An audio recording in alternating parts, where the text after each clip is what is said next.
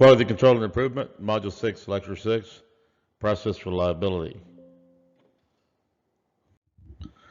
Learning objectives for this lecture are to compute the reliability of a process, including processes in series, parallel, and hybrid combinations. And again, there's no reading assignment for this module. So the alarm system shown is wired to the doors and the windows. It contains series, parallel, and backup components. Calculate the reliability of the system. So here, looking at this, we can see we have the sensors that are in parallel. The CPU, the keyboard, and the siren are all in series, and then we have a backup system. So here we're going to kind of have to break this thing down into its individual elements. Let's calculate the reliability of the backup system, the parallel system, and then we'll do lastly we'll do the entire elements that are in series. So first of all, let's start with the components in parallel. We have 5 sensors in parallel.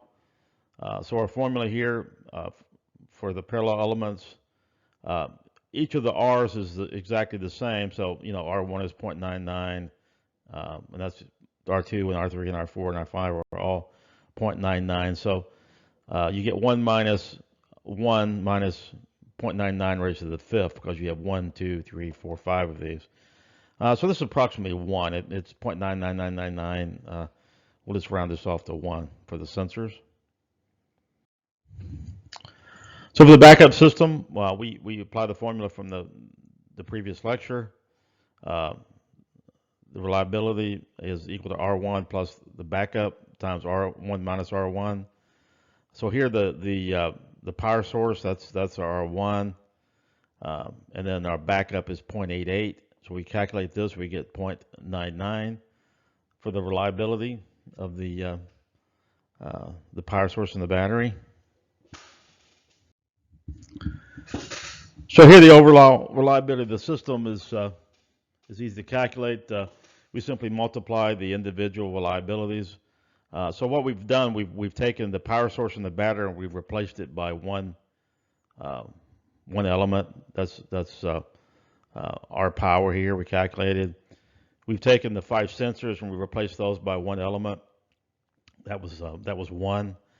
So now what we have is we have 5 elements in series. And so back to our formula for calculating reliability of a series elements, we can just multiply these together and we get 0.84 as the reliability of the entire system.